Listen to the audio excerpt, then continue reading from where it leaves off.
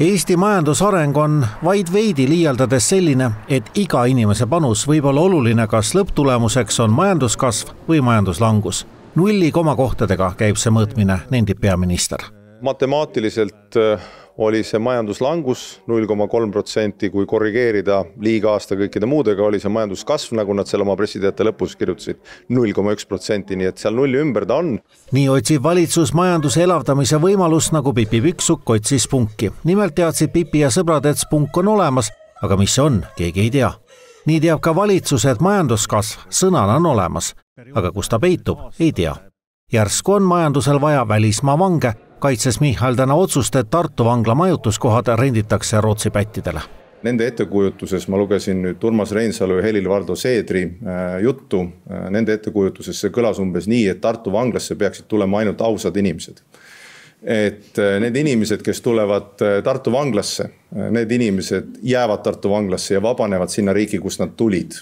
Ühe asjana otsustas valitsus, et järsku on vaja liivakasti, kus saaks katsetada reaalsetes oludes esialgu veel seadusega keelatud uusi lahendusi, näiteks isesõitvaid autosid. Just regulatiivliivakast ongi selle ettepaneku nimi.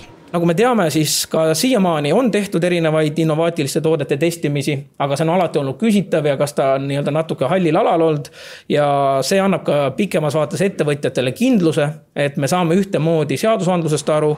Võib-olla on majanduskasvu hoopis Rail Baltica puudumise taga kinni. Mihhail Kõlvart Keskerakonna esimehena kirjutas täna ERR-is, et Rail Baltica on Reformierakonna kinnisidee. Peaminister pareerib. Lennart Meri oli see, kes ütles, et Eestil on vaja kiiret ühendust Euroopasse. Ja kõik selle aja on need inimesed, kes võimendavad Eestis erinevaid selliseid Kremli narratiive, et õnn saabub idast, muuhulgas ka transiidist, selle Rail Balticu vastu võidelnud. Enamus Eesti rahvas seda toetab, 70%.